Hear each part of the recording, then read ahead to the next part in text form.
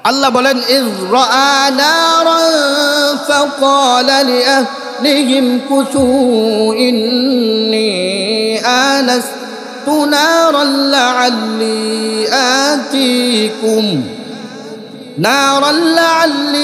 আতিকুম মিনহা বিকবাসিন আও আজিদু আলান নারি হুদা। আল্লাহ বলেন মূসা যখন তার জাতিকে রাইখা ওই পাহাড়ের দিকে গেল, ওই উপত্যকার দিকে গেল, যাওয়ার পর সেখানে দেখে একটা আগুন দেখা যায়। আগুন, আল্লাহর পয়গম্বর মূসা ওইখানে যাওয়ার পরে ওই আগুনটা দেখার পরে ওইখান থেকে আওয়াজ আসে, ফালাম্মা আতাহা নুদিয়া ইয়া মূসা। স্বয়ং আল্লাহ মূসাকে ডাক দিতেছেন, সুবহানাল্লাহ। ওই পাহাড়ের মধ্যে থেকে ডাক দেয়া বলে, হে মূসা, আমি তোমার প্রতিপালক আল্লাহ, আমি তোমার রব আল্লাহ। আমি আজকে তোমাকে নবী হিসাবে ঘোষণা করব, তোমাকে নবুয়ত দিব। সুবহানাল্লাহ। যার জুলুম অত্যাচারে বনি ইসরাইলরা জর্জরিত হয়ে গেছে, আজকে এই বনি ইসরাইলের লোকদেরকে আমি আল্লাহ ক্ষমতাশীল বানায় দিব।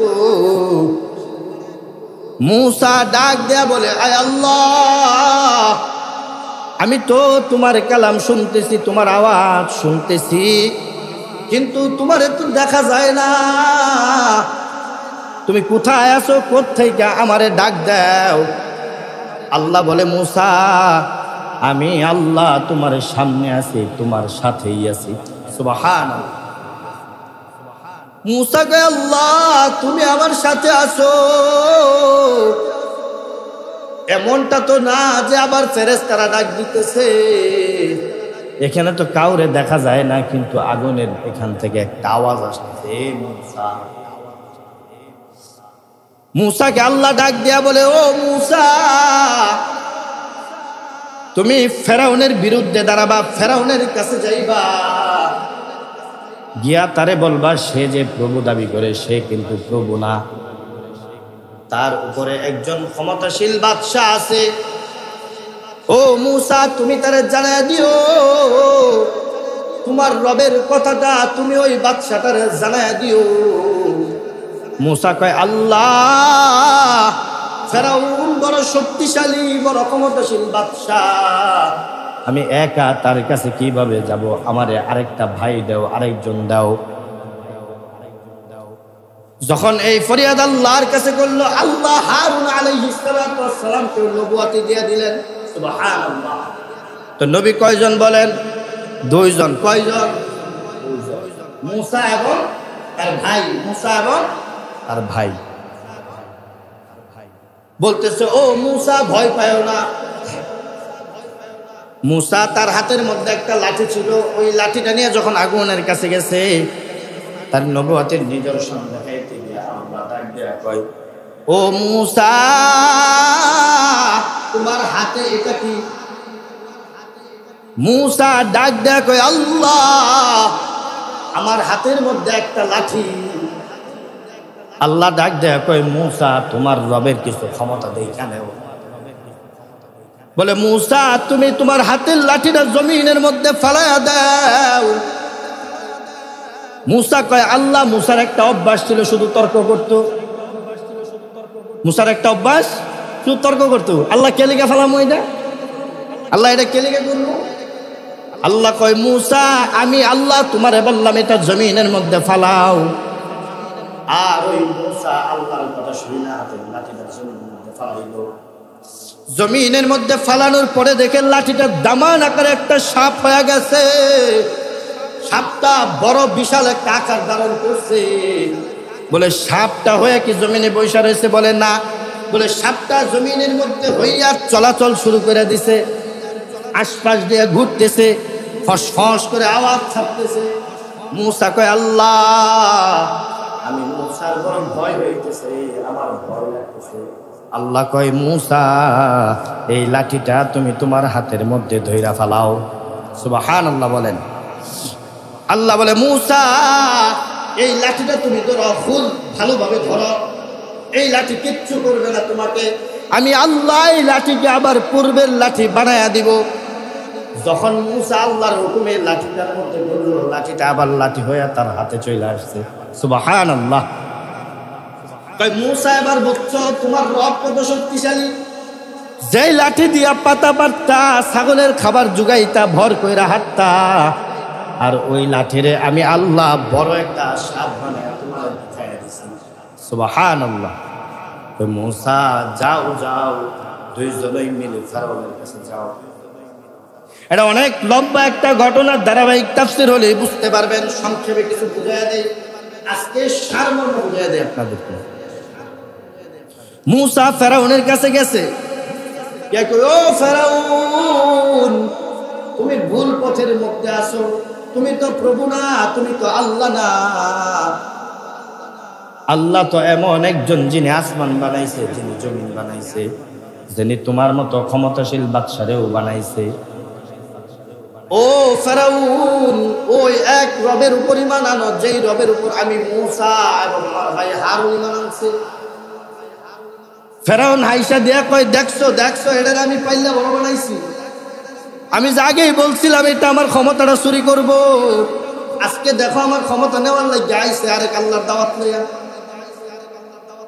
এখন মুসা কয়, ও ফেরাউন, তোমার ক্ষমতা আমরা চাই না, শুধু এটা চাই তুমি জালেমিয়াতটা ছেড়ে দাও, আর ওই আল্লাহর উপর ঈমান আনো, আমরা যেই রবের উপর ঈমান আনছি। ফেরাউন কয়, আমার তো আর কাম নাই, খায়া দায়া।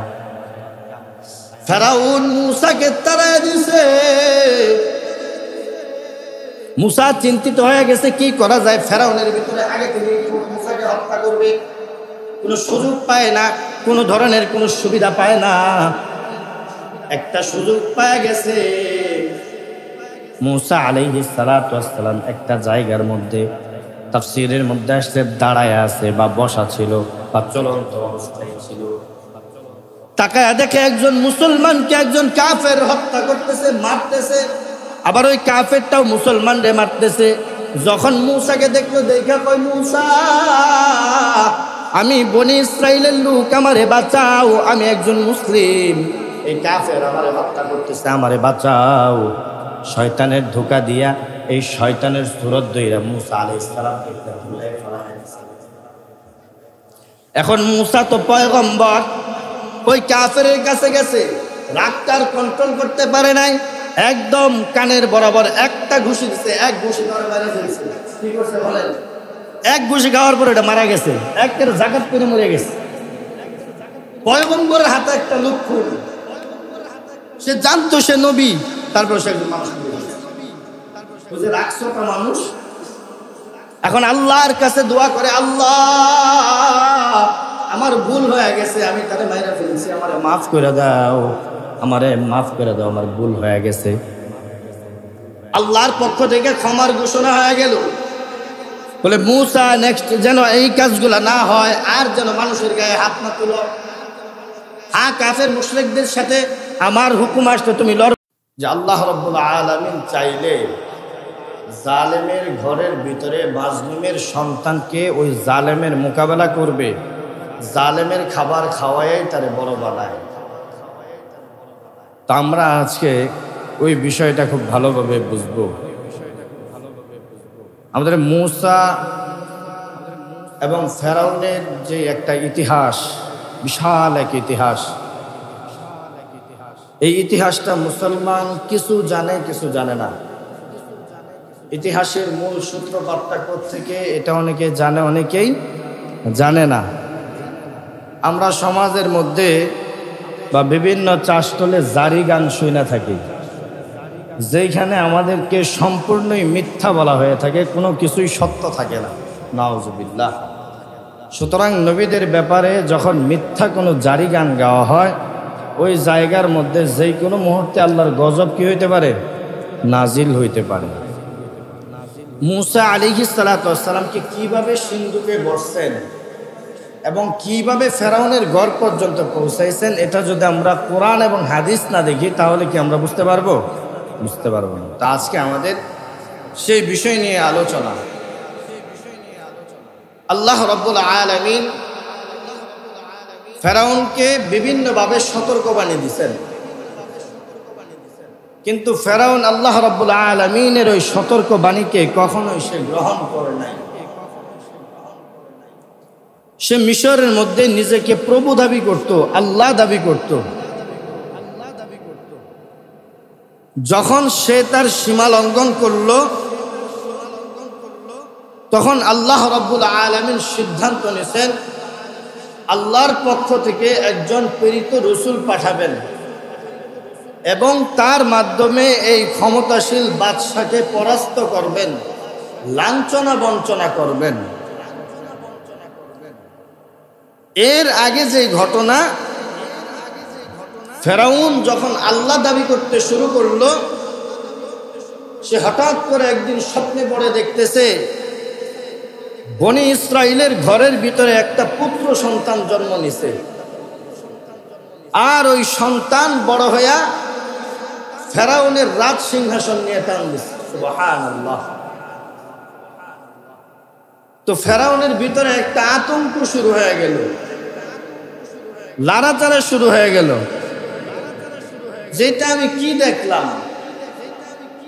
তে স্বপ্নের ব্যাখ্যাকারক যারা ছিল তাদেরকে ডাকলো, ডাইকা বলতেছে আমি স্বপ্নে পড়ে এই দেখছি, এখন এটার ব্যাখ্যা কি? তো এই স্বপ্নের ব্যাখ্যাকারীগণ বলতেছে যে তার মানে হলো বনি ইসরাইলের ঘর থেকে একটা পুত্র সন্তান হবে, ওই সন্তান আপনার ক্ষমতা দখল করবে। হ্যাঁ, এটা হতে পারে। এটা শোনার পরে ফেরাউনের মাথা ঠিক নেই।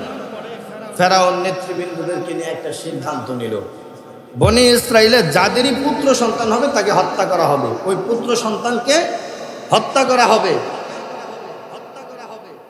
তো ফেরাউনের এই বিশাল হত্যাকাণ্ড শুরু হয়ে গেছে। যারই পুত্র সন্তান হয় ওই সন্তানকে বাবা মার সামনে হত্যা করা হয়। নাউজুবিল্লাহ। যখন দেখলো যে এরকম চলতে থাকলে তো এক সময় তারা যে প্রভু মানবো এই লোকটাও থাকতো না, ব্যক্তির জবাই করে লেতে হইল, নাকি বলেন? এরকম যদি চলতে থাকে, বাপ মা কি সারা জীবন জোয়ান থাকে? এই বুড়া বুড়ি তো এক সময় না এক সময় কি করবো, মারা যাবো না? পরবর্তী প্রজন্ম তো আমাকে জীবিত রাখতে হবে। তো সে সিদ্ধান্ত নিল যে এক প্রজন্ম রাখবে, মাঝখানের প্রজন্মকে জবাই করবে, আবার পরের প্রজন্ম রাখবে। এইভাবে সে ছেলে সন্তানদেরকে রাখবে। তো যখন সেই সিদ্ধান্ত নিল, আল্লাহ রাব্বুল আলামিন সে সিদ্ধান্ত নিচ্ছে এখন আর পুত্র সন্তান জবাই করবে না, এই বেশটা সে জীবিত রাখবে। ওই সময় আল্লাহ রাব্বুল আলামিন হযরত মূসা আলাইহিস সালাতু ওয়াস সালামকে তার মার গর্ভের ভিতরে দিয়ে দিয়েছেন। সুবহানাল্লাহ। এখন যখন তার মার গর্ভের ভিতরে দিছে, আমি শর্টকাট বলতেছি, তো আল্লাহর পয়গম্বর মূসা আলাইহিস সালাতু ওয়াস সালামের মা স্বপ্নে দেখতেছে যে তার একটা পুত্র সন্তান হয়েছে। আল্লাহ রাব্বুল আলামিন স্বপ্নের ওহির মাধ্যমে তার মাকে জানায় দিছে যে তোমার এই সন্তানটা নবী হবে, ফেরাউনের মোকাবেলায় দাঁড়াবে। সুতরাং এই সন্তানটাকে খুব সাবধানে রাখবা, যতদিন পেটের ভিতর আছে খুব ভালোভাবে এটার যত্ন নিবা। তাকে সমস্ত পন্থাগুলা স্বপ্নেই বলে দেওয়া হয়েছে। যখন তোমার এই সন্তান দুনিয়ার মধ্যে আসবে তখন তুমি তাকে একটা সিন্দুকের মধ্যে বইরা তারে নীল নদের মধ্যে ভাসাইয়া দিবা। সুবহানাল্লাহ। এখানে আল্লাহ রাব্বুল আলামিনের কত রহমত, কত দয়া সেটা এখানে প্রকাশ করছেন। তো মূসা আলাইহিস সালাতু ওয়াস সালাম জন্মগ্রহণ করলেন স্বপ্নের ওই বিষয় অনুযায়ী। জন্মগ্রহণ করার পরে আল্লাহ রাব্বুল আলামিন যে তাকে স্বপ্নে দেখাইছে যে সন্তান জন্ম নিলে তাকে সিন্ধুকে বইরা বাসায় দিও, অন্যথায় ফেরাউন তাকে হত্যা করবে। তো এই স্বপ্নের ব্যাখ্যা অনুযায়ী সে কাজ করলো। সন্তান দুনিয়াতে আসার পরে এটাকে সুন্দরভাবে একটা সিন্ধুকের মধ্যে ভাসায়া, আবার তার যে বড় সন্তান স্বপ্নে দেখানো হয়েছে তার বড় মেয়েকে নদীর কিনারা দিয়ে যেন হাইটা হাইটা যায়, সে যেন দেখতে পারে। আর সিন্ধুক নদীর মাঝখান দিয়ে যাবে না, সিন্ধুকটা নদীর কিনারা দিয়েই যাবে, যেন বড় বোন লক্ষ্য রাখতে পারে সিন্ধুকটা কোন দিকে যাচ্ছে।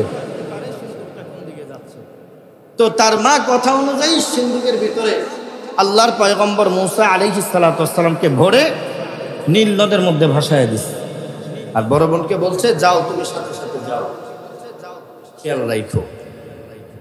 তো যখন ভাসায় দিছে, ভাসায় দেওয়ার পরে নদীর স্রোত আল্লাহর এই পয়গম্বর মূসাকে, ওই জালেম বাদশাহ যে কিনা আল্লাহর সাথে ঘাটতারামি শুরু করছে, নিজেকে প্রভু দাবি করতে শুরু করছে, সীমা লঙ্ঘন করতে শুরু করছে, এবং শিশু সন্তান ছেলেদেরকে জবাই করে হত্যা করতেছে, আগুনে পুড়ে হত্যা করতেছে, ওই জালেমের ঘরে আল্লাহ তাআলা এই নদীর মাধ্যমে এই সমুদ্রের কিনারা দিয়া মূসা আলাইহিস সালাতু ওয়াস সালাম যে বক্সে ছিল, ওই বক্স নিয়ে ফেরাউনের উপত্যকায়, ফেরাউনের এলাকায় প্রবেশ করায় দিচ্ছে। সুবহানাল্লাহ।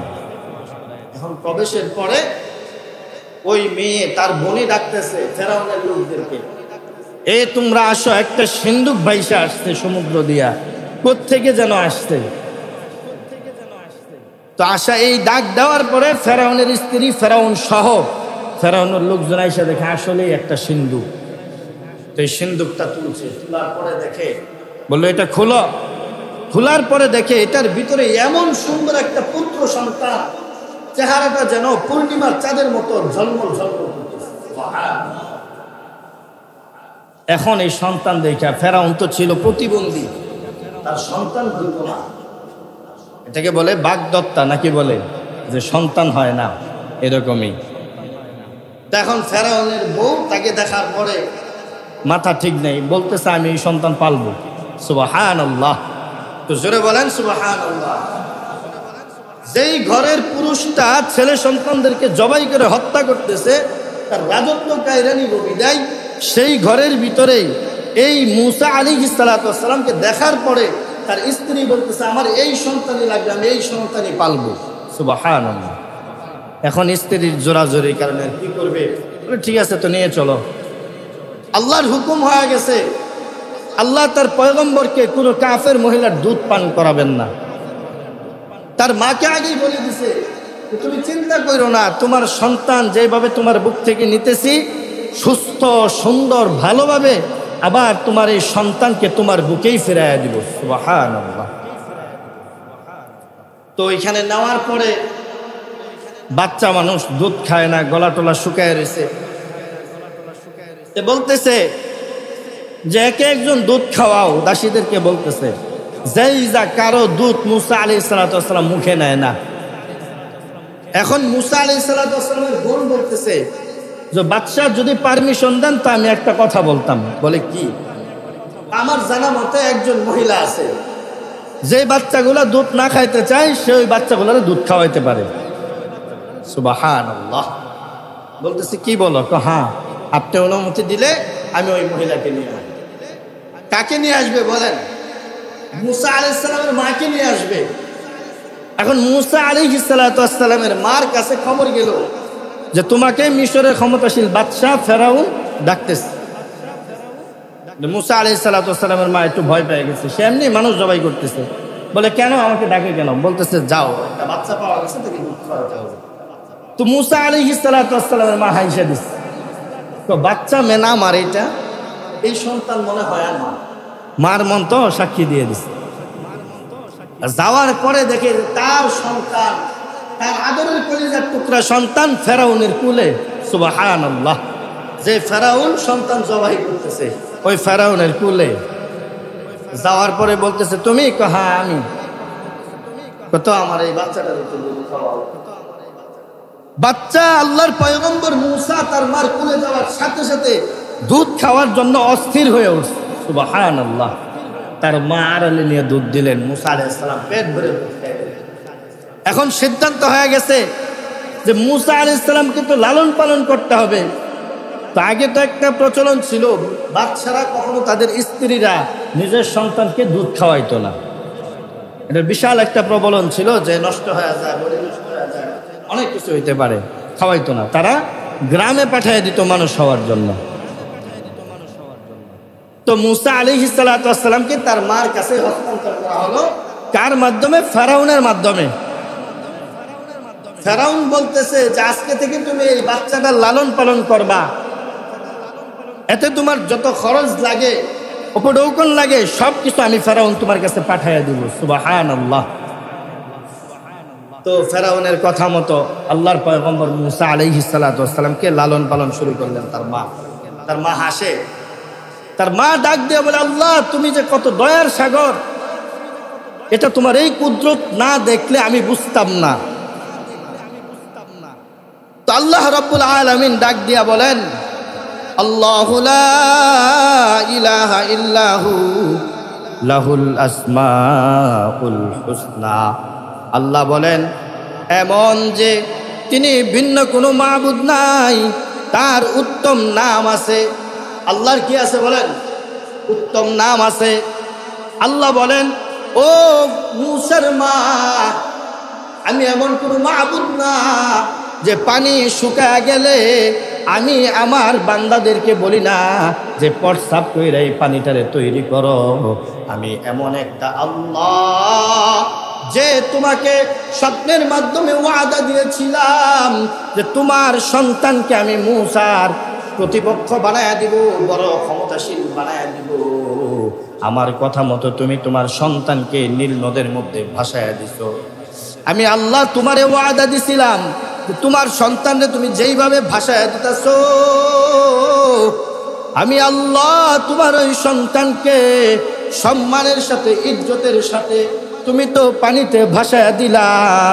তোমার সন্তানটা পানিতে কইরা ফেরাউনের ঘরে ঢুকবে, কিন্তু আমি আল্লাহ তোমার সন্তানটা তোমারে যখন ফিরাইয়া দিব, আমি আল্লাহ তোমার সন্তানটা তোমার বুকের মধ্যে কইরা ফিরাইয়া দিয়া দিব।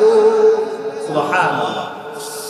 আল্লাহ বলেন যে যখন মুসা আলাইহিস সালাতু ওয়াস সালাম এইভাবে বড় হতে লাগলো, আর মুসা আলাইহিস সালাতু ওয়াস সালাম জানতে লাগলো বনি ইসরাইলের উপরে ফেরাউনের এই জুলুম নির্যাতন, তখন মুসা সিদ্ধান্ত নিলেন যে না, এই যে তার এই জুলুমের বিরুদ্ধে আমি মুসাকে দাঁড়াতে হবে। এইভাবে যখন সিদ্ধান্ত নিলেন আল্লাহর পয়গম্বর মুসা, খুব চিন্তিত। এখনো মুসা পয়গম্বর হয় নাই, কিন্তু কিছুটা আভাস পাওয়া যায় যে মুসা পয়গম্বর হবে। তার মাকে আমার আল্লাহ স্বপ্নে জানাইয়া দিছে। যখন এই সন্তানটা বড় হইতে লাগলো, তো ফেরাউনের প্রতিদ্বন্দ্বিতা বাড়তে লাগলো। এর মাঝখানে যখন মুসা ছোট্ট ছিল, যখন ফেরাউনের কুলের মধ্যে উঠছে, মুসার গালের মধ্যে কষায়া এমন জোরে একটা থাপ্পড় দিছে। এত ছোট্ট একটা বাচ্চা ওই থাপ্পড় খাওয়ার পরে ফেরাউন কানের মধ্যে ধরে ফেলছে, আর তার বউকে বলতেছে যে আমাকে যেই সন্তান, যেই বাচ্চা ক্ষমতাচ্যুত করবে, আমার মনে হচ্ছে এটাই হলো সেই বাচ্চা। ফেরাউনের স্ত্রী আসিয়া বলে, না না না, এই বাচ্চা সেই বাচ্চা না, এই বাচ্চাকে আমি হত্যা করতে দিব না। আর ফেরাউন বলে যে তাহলে এই বাচ্চা আমাকে ধ্বংস করবে, জেনে রাখো। ফেরাউনের স্ত্রী বলে যদি ধ্বংস করে তো করবে, তারপরেও বাচ্চা দিব না। এই যে ছোট থেকে তাকে প্রথম ওই নবুয়াতের একটা চিহ্ন, এত ক্ষমতাশীল বাচ্চার গালের মধ্যে কষায় একটা থাপ্পড় দিয়ে বুঝাইয়া দিছে আল্লাহর হুকুম হয়ে গেলে দুধের বাচ্চাও তারে মারতে পারে। এই ক্ষমতা কার? জোরে বলেন, আরো জোরে বলেন, এই ক্ষমতা কার? একটা দুধের বাচ্চা একটা ক্ষমতাশীল বাচ্চাকে জোরে থাপ্পড় দিছে, এই ক্ষমতাটা কে দিছে? আল্লাহ দিছে। তো ফেরাউন বড় চিন্তিত হয়ে গেল। চিন্তা করতে করতে মুসা বড় হয়ে গেল। মুসা বড় হওয়ার পরে তার জাতিদেরকে নিয়ে, তার কওমদেরকে নিয়ে, বনি ইসরাইলদেরকে নিয়ে একটা জায়গার মধ্যে অবস্থান করতেছে ফেরাউনের ভয়ে। ওই জায়গার মধ্যে কোনো ধরনের আগুন নাই, কোনো ধরনের পানি নাই, খুব একটা খারাপ অবস্থা। যাও মরুভূমির মধ্যে কিছু কিছু পানি আছে, ওটা যদি আগুন দেওয়া জাল দেয় তো পানিটা পবিত্র হবে, খাওয়া যাবে। বৈশা থাকার পরে দেখে যে একটা উপত্যকার মধ্যে, একটা পাহাড়ের মধ্যে আগুন দেখা যায়। আগুন আপনাদেরকে মুসা ফেরাউনের কাছে গেছে, ও ফেরাউন, তুমি ভুল পথের মধ্যে আসো, তুমি তো প্রভু না, তুমি তো আল্লাহ না। আল্লাহ তো এমন একজন যিনি আসমান বানাইছে, যিনি জমিন বানাইছে। যিনি তোমার মতো ক্ষমতাশীল বাদশারেও বানাইছে। ও ফেরাউন, ওই এক রবের উপর ঈমান আনো যেই রবের উপর আমি মূসা এবং আমার ভাই হারুন ঈমান আনছি। ফেরাউন হাইসা দিয়া কয়, দেখছো দেখছো, এটার আমি পাইলা বড় বানাইছি। আমি যে আগেই বলছিলাম এটা আমার ক্ষমতাটা চুরি করব, আজকে দেখো আমার ক্ষমতা নেওয়ার লাগে আইছে আরেক আল্লাহর দাওয়াত লইয়া। এখন মূসা কয়, ও ফেরাউন, তোমার ক্ষমতা আমরা চাই না, শুধু এটা চাই তুমি জালিমিয়াতটা ছেড়ে দাও আর ওই আল্লাহর উপর ঈমান আনো, আমরা যেই রবের উপর ঈমান আনছি। ফেরাউন কয়, আমার তো আর কাম নাই খায়া দায়া। ফেরাউন মূসাকে তাড়ায় দিছে।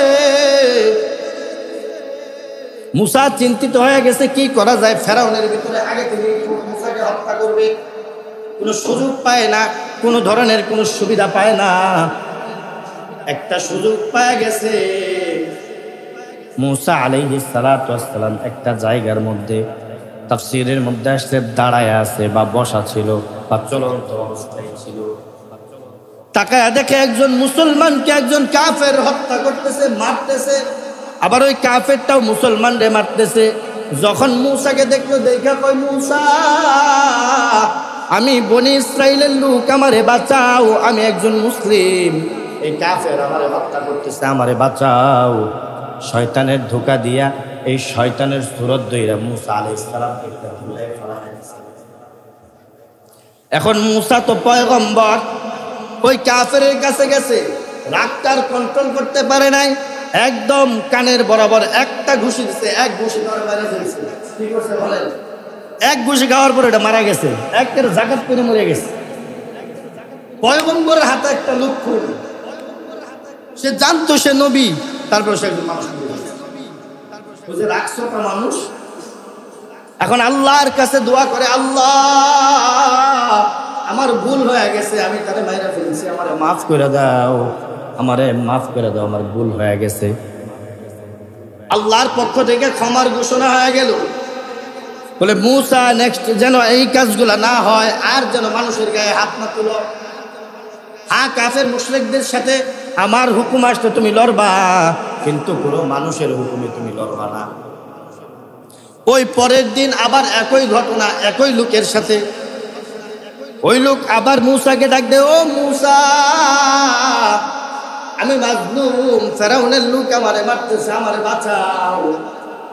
মূসা আলাইহিস সালাম বুঝে ফেলছে যে এটা তো শয়তান, এত কোনো মুসলমান নাও মুনাফিক হবে। মূসা আলাইহিস সালাতু ওয়াস সালাম প্রস্তুতি নিতেছে যে ওরে আজকে দিমু। কাফের দিত না, আজকে দিব কারে? যেটা ডাকটা বিচার চাইতেছে, কারে? জোরে বলেন, বিচার চাইতেছে, আজকে তোরে দেন। এখন যখন তাকে নিবে, ও বলতেছে, ও মূসা, গতকালকে যে হত্যা করছো, তুমি কি তার মতো আমারে হত্যা করতে চাও? কামটা কি হইলো? গতকালকে হত্যা করছো, ওটার মাটি দেওয়া হয়ে গেছে, কেউ জানে না কেডা মারছে। আজকে যখন তারে মারবার গেছে, হ্যাঁ কইতাছে, মূসা কিন্তু কালকে তারে মারছে, আজকে আমারে মারবার চাইতেছে। বুঝছেন নি বিষয়টা? এখন ফেরাউন মারার দায়িত্ব কার? একমাত্র ফেরাউনের, ফেরাউনের রাজ্যে। ফেরাউনের কাছে খবর পেয়েছে মূসা হত্যা হয়েছে। এখন বিচারের মধ্যে রায়, হত্যার বদলে হত্যা, মূসারে হত্যা করতে হইল। যখন এই বিষয়টা ফেরাউন জানতে পারলো, আর মূসা আলাইহিস সালামকে অবগত করা হলো যে তোমাকে ফেরাউন হত্যা করবে, তুমি ওইভাবে প্রস্তুতি নাও। তো মূসা আলাইহিস সালাম কিছুদিনের জন্য কোনো একটা জায়গার মধ্যে একটু লোকায়িত ভাবে ছিলেন। যখন আল্লাহর হুকুম হয়ে গেছে, মূসা আবার বুকটারে টান করে বের হইছে, ফেরাউনের রাজ দরবারে গেছে। যাওয়ার পরে বলে, ও ফেরাউন, আমি মূসা তোমার কাছে আবার দাওয়াত নিয়ে আসলাম।